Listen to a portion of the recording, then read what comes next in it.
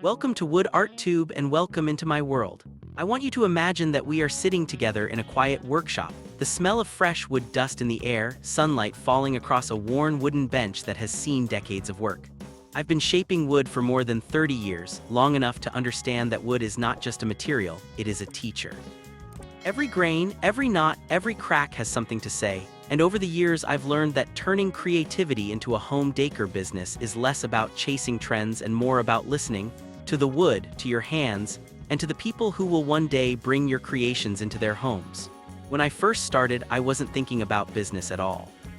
I was simply trying to make something beautiful with what I had, often leftover scraps, fallen branches, or rejected planks no one else wanted.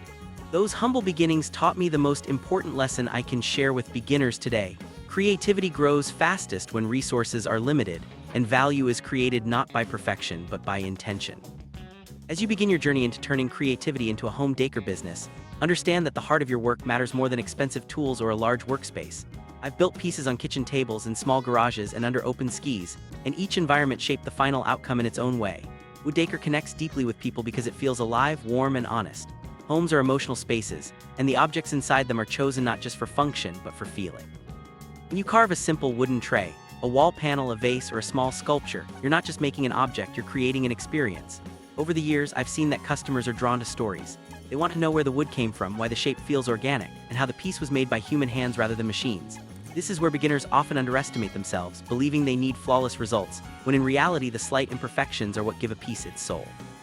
Turning creativity into a business requires patience, and patience is something wood teaches naturally. You cannot rush drying time, you cannot force a grain to behave differently than it wants to, and you cannot skip steps without consequences. In business, it's the same. I've seen many talented beginners quit too early because they didn't see instant results, but craftsmanship grows quietly, and so does trust in the market. When you consistently create, document your process, and share your journey through videos, photos, or quiet storytelling, people begin to connect with your work long before they ever buy it.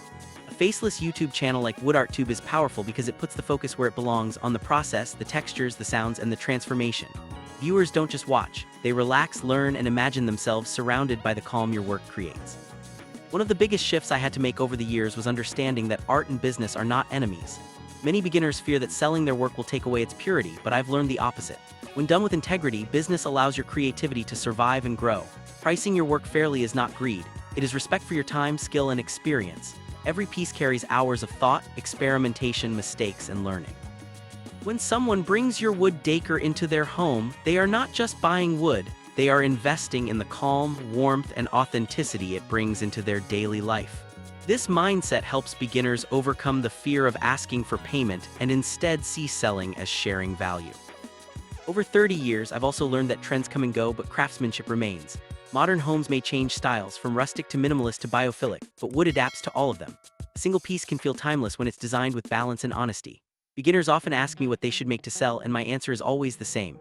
Make what you love first, then refine it for others. When your hands move naturally, your designs flow better, and people can sense that authenticity. Whether it's a small wooden wall accent, a live edge shelf, or a simple handcrafted decor object, consistency in quality builds reputation over time. Another important lesson I want to share is the power of repetition. Creativity is not a single moment of inspiration, it is a daily practice. I've made the same type of object hundreds of times, and each version taught me something new. Through repetition, beginners develop speed, confidence, and a recognizable style. This is essential for business because customers return for familiarity. They want to recognize your work instantly to say, "This feels like Wood Art too." That recognition doesn't come overnight, but it grows steadily when you commit to your craft. As you grow, don't be afraid to let nature guide your designs. Some of my most successful pieces came from simply following the natural curve of a branch or highlighting a knot rather than hiding it. Nature's imperfections are powerful selling points because they remind people of balance, resilience, and authenticity. In a world filled with mass-produced items, handmade wood decor feels grounding. It slows people down, it invites touch. That emotional response is what transforms creativity into a sustainable home decor business. Running a creative business also teaches discipline. You learn to manage time, materials, and expectations.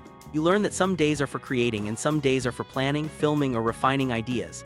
A YouTube channel becomes an extension of your workshop, a quiet invitation for others to step inside and witness the process. Even without showing your face, your presence is felt through your hands, your packing, and your attention to detail. Viewers trust what they can feel, and calm, intentional crafting builds that trust naturally. For beginners, one of the most encouraging truths I can share is that you don't need to know everything before you start. I didn't. I learned by doing, failing, adjusting, and doing again. Each mistake became part of my education, and many of those mistakes later became design features customers loved. The key is to stay curious, stay humble, and stay consistent. Creativity becomes a business when you allow it to grow beyond fear and perfectionism. As we come toward the end of this journey together, I want you to remember that turning creativity into a home decor business is not about becoming the biggest or fastest. It's about becoming meaningful. When your work brings calm into a home, warmth into a space, and a sense of connection to nature, you've already succeeded. Over 30 years, wood has taught me that slow growth is strong growth, and quiet work leaves the deepest impact. Thank you for spending this time with me on Wood Art Tube.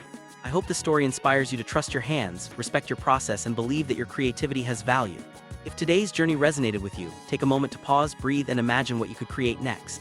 Keep crafting, keep learning, and keep letting wood guide your path. Until our next video, may your workshop be calm, your ideas be endless, and your creativity continue to grow.